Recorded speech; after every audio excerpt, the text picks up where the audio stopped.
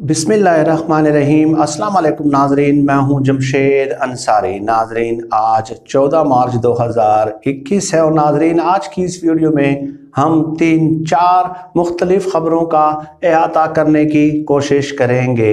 नाजरीन, यकीनन आपके इल्म में है कि जब से वज़ीर आज़म पाकिस्तान इमरान खान साहब बरसरे इक़्तिदार आए हैं तो मुख्तलिफ तबकात की जानिब से ये दलील दी जाती रही है कि इमरान खान साहब को सियासत नहीं आती। लेकिन नाजरीन, आज अमलन अगर सियासी सूरत हाल मुलाहिज़ा की जाए तो उससे ये बात कतई तौर पे साबित हो जाती है कि इन लोगों का ये दावा मुकम्मल तौर पे गलत था। इमरान खान साहब ने आज PDM की 10 की 10 सियासी जमातों को बंद गली में धकेल दिया है। नाजरीन, जो शरीफ और जरदारी ख़ानदान के मुख्तलिफ वफादार लोग हैं उनकी तरफ से ये भी दलील दी जाती रही कि एक जरदारी सब पे बारी, और इसके अलावा ये भी कहा जाता रहा कि शरीफ ख़ानदान ने इस मुल्क पे 3 दहाइयों तक 30 सालों तक हुक्मरानी की है और पाकिस्तान के तमाम रियासती इदारों में उनके वफादार और हिमायती मौजूद हैं। तो जब इस कदर इन लोगों ने हुक्मरानी की है तो इमरान खान साहब इन सियासी ख़ानदानों का, इन सियासी जागीरदारों का, इन सियासी वडेरों का कैसे और क्यों कर मुकाबला कर पाएंगे। लेकिन आज आप सूरत हाल देख लें कि अपोजिशन की 10 की 10 सियासी जमातें सर जोड़कर बैठ गई हैं कि हमें करना है तो क्या करना है, हमें क्या करना चाहिए,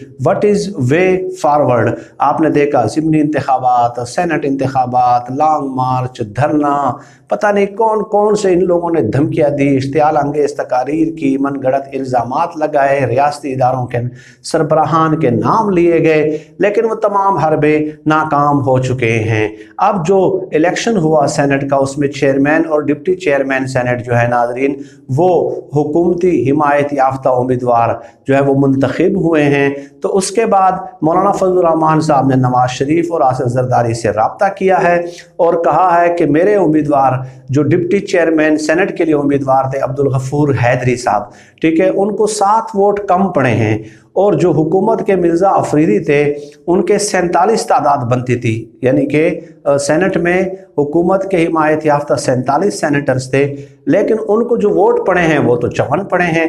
यानी मुझे 7 कम पड़ गए और 7 जो है आगे जो है ना उनको ज़्यादा पड़ गए। तो वो हैरान हैं, सबकी दौड़ें लग चुकी हैं, यानी कि इस्लामाबाद से लेके लंदन तक सबकी दौड़ें लग चुकी हैं कि ये हमारे साथ जो हुआ है, ये जो हाथ हुआ है, ये कैसे हुआ है और क्यों कर हुआ और किस वजह से हुआ है और किस बुनियाद पे हुआ और किसके कहने पे हुआ है, आज तक इनको समझ नहीं आ रही।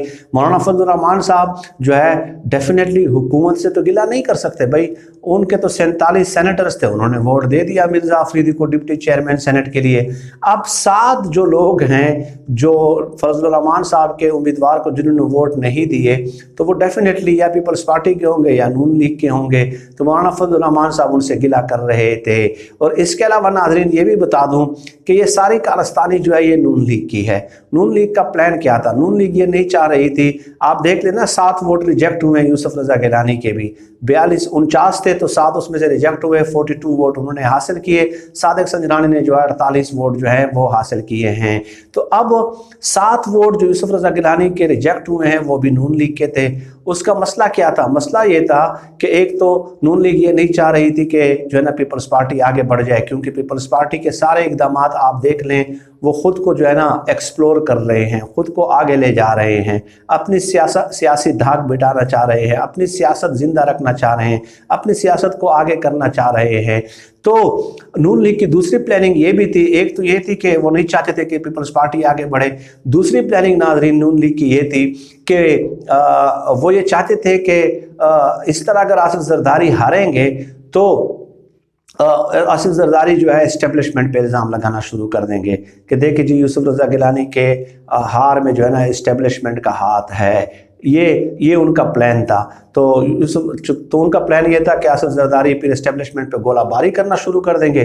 तो जब गोलाबारी करना शुरू कर देंगे तो हमारा प्लान कामयाब हो जाएगा, लेकिन वो भी कामयाब नहीं हुआ। आपने देखा कि तलाल चौधरी ने जो है ना एक ट्वीट भी किया कि बिलावल जरदारी साहब अब न्यूट्रल रहने का मज़ा आया, کہ نہیں آیا، یعنی وہ بلاول زرداری کو بھڑکانا چاہ رہے تھے۔